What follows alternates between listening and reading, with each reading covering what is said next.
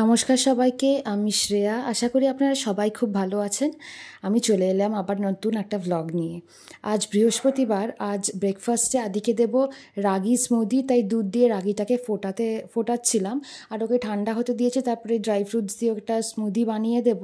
এই ফাঁকে আমি একটু বারান্দায় এলাম। সকালবেলা ঝিরঝির করে বৃষ্টি পড়ছে, যদিও আমার বারান্দা থেকে খুব একটা কিছু তো দেখা যায় না, তাও আপনাদের কিছুটা দেখানোর চেষ্টা করছি।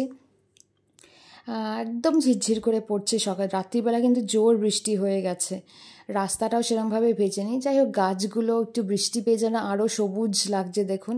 আর বাগানের গাছে এত ফুল ফোটে না, দেখতে ভীষণ ভাল লাগে। তো বাগানের গাছ তো কত বন্ধু আছে তাদের, এর সাথে সাথে আমার ছোট্ট গাছটা একা একাই যেন বারান্দায় বেড়ে উঠছে অল্প জল আর রোদ পেয়ে। যাই হোক, এই ছোট গাছটার মতন আমার ছোট্ট ছানা আদি, সেও দেখুন বারান্দায় আমার সাথে চলে এসছে টুকটুক করে। আর বৃষ্টি পড়ছে তো, আর আমি বলছিলাম রেন রেন গো অ্যাওয়ে, রাইমসটা বলতে, সেটাই টুকটুক করে বলছিল।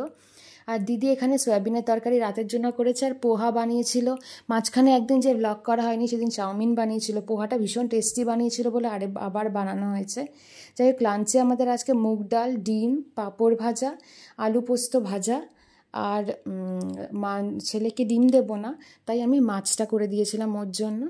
যাই দুপুরে যাওয়ার রুটিন থাকে, দাদু ঠাম্মির সাথে খেলতে যাওয়া, তারপরে এসে স্নান করে খেয়ে দিয়ে নিয়েছে।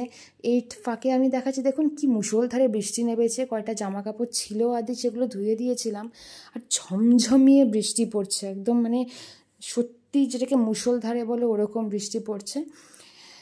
যাই হোক, রাস্তাঘাট তো সব ভিজে গেছে।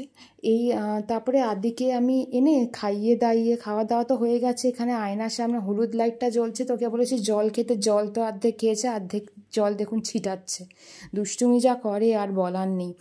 তারপরে বিকেলে ঘুম থেকে উঠে পিপির খেলনাটা নিয়ে বসে খেলছে, আর ABCD ব্লগগুলোও নিয়ে বসে আছে। দেখুন বালিশটা ফেলে দিয়েছে ওখান দিয়ে।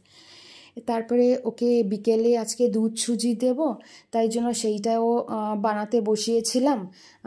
একটু ফুটুক, তারপরে ওটা নাবিয়ে নেব, কারণ একটু বেশি দুধ দিয়েই আমি ফুটিয়ে নিই, যাতে ভালো থকথকা হয় ব্যাপারটা, সুজিটা আর কি। তারপরে ঠান্ডা হোক, তারপর ওকে খাইয়ে দেব। তারপরে ওকে নিচে পাঠিয়ে দিয়েছেন দাদু ঠাম্মির সাথে খেলতে। আমি ওপরে এসে, হাজব্যান্ড স্যালাড নিয়ে যাবে, তাই সব কেটে রেডি করে রেখেছি। ছোলা বাদামও ভিজিয়ে রাখলাম। আর ব্লগটা আজকে এখানেই শেষ করব আমি। টাটা।